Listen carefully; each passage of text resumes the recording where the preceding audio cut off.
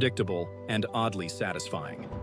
When you say suing media, are you talking about the CBS lawsuit? Among other things. Right, but don't you think there's a real issue with what they did? On the latest Joe Rogan podcast, the conversation bounced rapidly through a variety of topics, feeling less like a traditional interview and more like a fast-paced, unpredictable, and surprisingly engaging mental pinball game. But it's not just We could go to ABC, but I'm not aware of that one Well, either. George Stephanopoulos said something that he didn't like. But the point is, What did Stephanopoulos say? I can't remember. It was I honestly don't remember. At one point, Bernie brought up Trump's lawsuit against certain media companies, but it was clear he didn't have all the facts before joining the discussion. Today, we're diving straight into these lawsuits, a crash course for Bernie, focused on facts and common sense. So go ahead, hit that subscribe button, and let's get started. And I got to say, I mean, one of the things, and there was a lot of arguments about Trump, that worries me very, very much is this movement toward authoritarianism and going after media, suing media, taking away the authority that Congress has. When you say suing media, are you talking about the CBS lawsuit? Among other things. He has, Right, but don't you think there's a real issue with what they did? no. In this You sense, don't think that there's a real issue It may- in editing conversations to give Right. someone an answer Joe, that's I've been different on- than what they really answered? Joe, I've been on 8 zillion shows, right? Right. In my life. Okay. Okay. Now, should I sue you if you ask me some stupid question that I don't like, right? Or that you do something? Do I have a right? Should I sue you? Yeah, but that's not what he's getting. Exactly. Bernie spins it like Trump is just a source for whining about annoying questions. But that's a simplified cartoon version of reality. Trump faced tough reporters like Jim Acosta for years without suing because hostile questions, no matter how irritating, usually don't meet legal standards. But lawsuits against outlets like CBS or the Des Moines Register are different. They focus on actions that could have influenced public opinion during an election. Whether you agree or not, there's a real debate there. Bernie skips the nuance and jumps straight to caricature. So let's break down the facts and see if his reasoning holds up under scrutiny. He has sued ABC. Mm-hmm. He has sued Meta. He is suing the Des Moines Register. He is suing CBS for this Kamala Harris interview. That's what a free press is about. You don't like it, you got to live with it. You do something, I'm not going to sue you, Joe. Right, but it's not that simple, right? Like, let's not talk about Trump, but let's just talk about another candidate, someone on the right, someone on the left. And there's a concerted effort to promote this person that's on the right.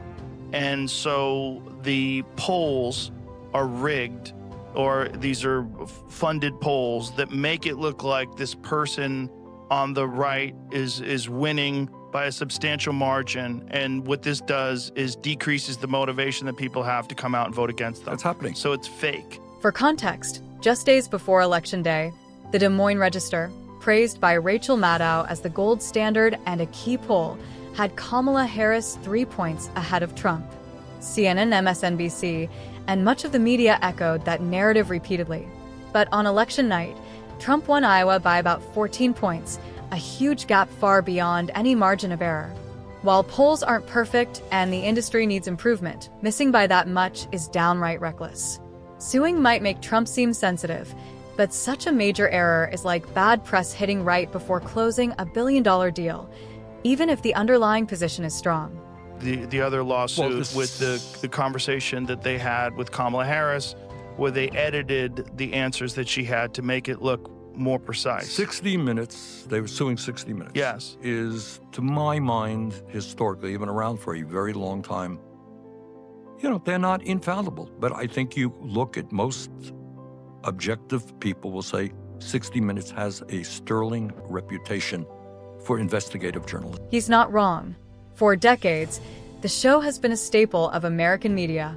But Bernie acts like that history gives them a free pass, never facing accountability for mistakes. That's when Joe Rogan stepped in, respectfully yet firmly, breaking down Bernie's argument with the facts of the case.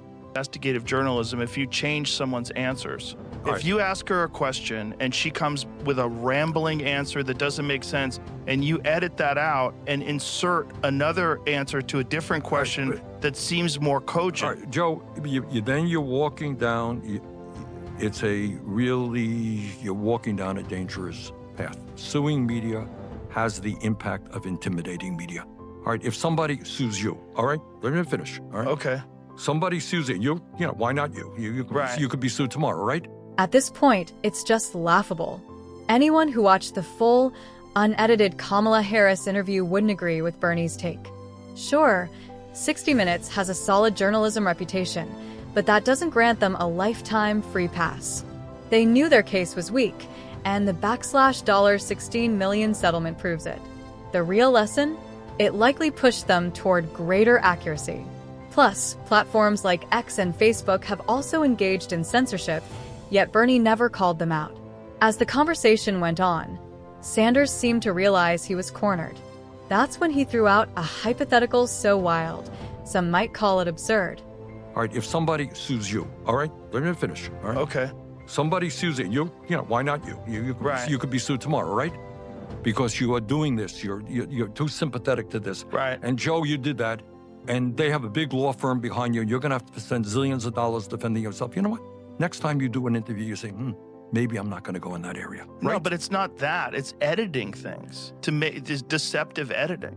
Joe, So in deceptive editing, I don't you know, give people a different perception of who this candidate is than reality. All right, but you that's gotta not explain. But that's not objective journalism. I know, but that's campaigning for that all right, person. but Would you agree with that? I don't have those details. I don't know that I agree with. He went after ABC because George Stephanopoulos wrongly stated that Trump had been found civilly liable for groping someone, which simply wasn't true. That's not a minor error. It's a serious misrepresentation of the facts, especially from a major journalist on a national platform. It's no surprise ABC paid $15 million to settle. For perspective, media outlets often criticize Trump or other politicians, and that's fair game. But making false claims about legal findings crosses a clear line. Allegations like that can damage reputations permanently and even end careers. Critiquing actions or policies is one thing. Putting words in a court's mouth is another. In this context, Trump's lawsuit wasn't just a PR move. It was a clear stand against misinformation. Now that the facts are on the table, let's take a look at how Bernie tried to spin the situation to fit his narrative. I think that's universally accepted that that's what they did. And you got to tell me why he is suing ABC. Why he's suing Meta. Let's just talk about the 60 Minutes No, one but first. no, but it's not just We could go to ABC, but I'm not aware of that Well, one as either. George Stephanopoulos said something that he didn't like. But the point is, What did Stephanopoulos say? I can't remember. It was I honestly don't remember. But Well, I think what he was saying was factually incorrect about the results of one of Trump's trials. all right, guess what?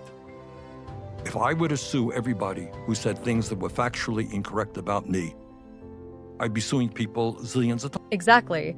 He clearly remembers, but conveniently left it out because it completely shatters his argument.